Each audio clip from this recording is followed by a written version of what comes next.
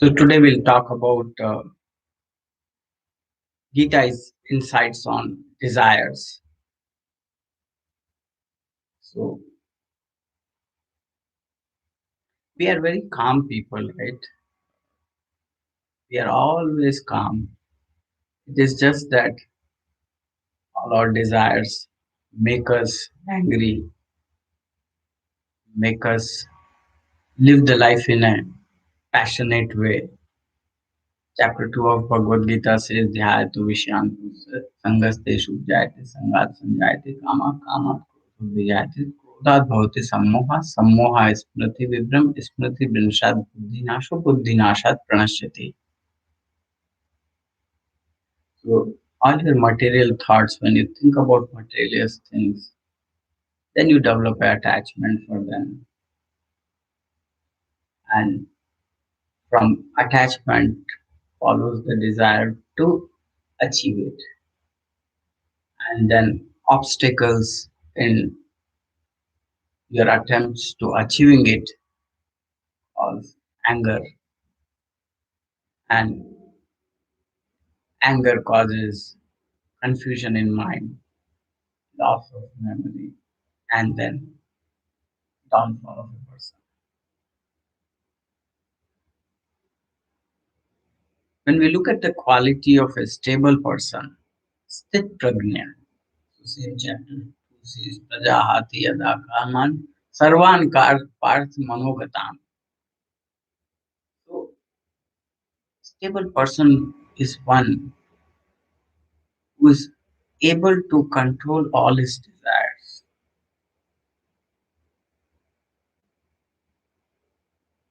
If we, our desires are millions, right? If God is there, God must be very confused what actually this man wants. Because one day we desire something, and after a few days, for a change, we desire something totally different. Our desires keep changing every moment. It's like a wife prepares a very tasty meal for husband, and husband was very appreciative that wow, you have made this curry today. I thought husband is very impressed. Let's make the same curry tomorrow also. He said, good. Third day, same curry, and husband got very angry. What is it that you are doing? You are giving me same curry every day. So our mind is like that. Our desires are also like that. We keep looking for change, and that's where the philosophy of yoga is very helpful.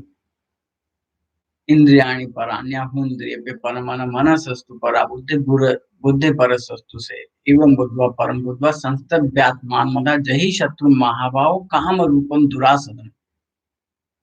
We have been gifted. Human beings are gifted. We have senses. Above senses, we have mind. Above mind, we have intellect. Above intellect, it is our soul. So we should use our intellect like the reins of the chariot, which control the horses, which is like mind, which gets attracted by indriyas, right? So that's how we have to live. Arjuna asked Lord Krishna, Atha kenam toyam papam charita manusya anichapi vache baladiva niyojita. So Arjuna asked Lord Krishna in chapter 3, why does man commit sins? Why do we commit mistakes? Why do we go into path which takes us downwards? काम एष क्रोध एष रजोगुण समुद्भव महाशनो महापात्मा विद्येन इहवेरिणम. So our enemy is not outside. Our enemy is within us. काम एष क्रोध एष रजोगुण समुद्भव. Our enemies are desire, anger which springs up from desire, our passionate way of living. We have to live. We cannot live like a dog with hanging out tongue. That is like all the time desiring something. So that is not life. Chapter 14 says, Prakasham cha pravrittim cha mohameva cha panda na deshtin sa na priyotana na kankshati. So, na sochati na kankshati. So, even if you look at a person who has moved beyond the three gunas, we call three gunas as sattvic, tamasic, rajasic gunas, element of goodness, element of passion, element of ignorance. This is how all activities we do, everything you can categorize into three categories, whether it is your food, whether it is your austerities, whether it is your actions, everything can be categorized into three categories. And the person who can beyond these characteristics is explained in chapter 12, and he is the one who Prakasham Chakravarti Momehavana Pandava. Na dveshti na nivarta na nivartani na kamshati. So doesn't have desires.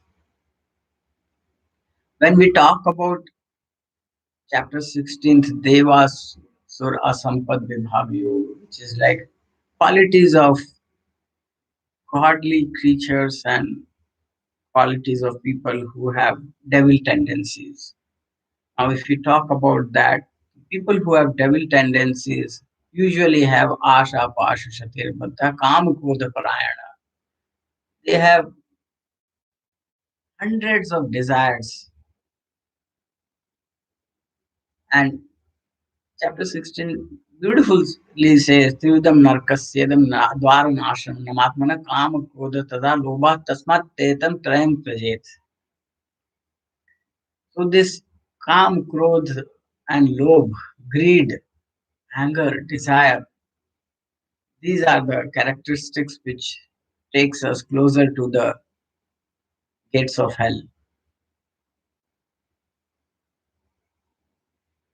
So all the time we have to ensure we keep our desires in control, as we discussed. Indriyani paranya hundrevya paramana manasastu para buddhi buddhi parasastu se buddhi parasastu se. So use your intellect all the times and live life of simplicity without desires. Like chapter 12 of Bhagavad Gita, Bhakti Yoga says, अनपेक्ष सुचिर दक्ष उदासीन कर्तव्य सर्वारंभ परित्याग यो मद भक्त समय प्रिय. Lord Krishna says, my true devotee is one who is anapeksha, who is without desires. Yo narishyati na dveshti na shochati na kankshati shubhashubha parityagi yo mad bhakta samay priya. Again, kanksha, again the devotees who doesn't get pleasure or who doesn't hate people, na shoche, who doesn't become sad, who doesn't have desires. Shubhashubha parityagi. Outcome can be positive or negative. He is always neutral. That is the true devotee. So it is very important that essence of life can be enjoyed more when we live life of simplicity and discipline, not getting carried away by desires, because desires will never get fulfilled. If today this, tomorrow that, and mind is always looking for a change, but use your intellect effectively to control the tendencies of mind to fulfill its desires.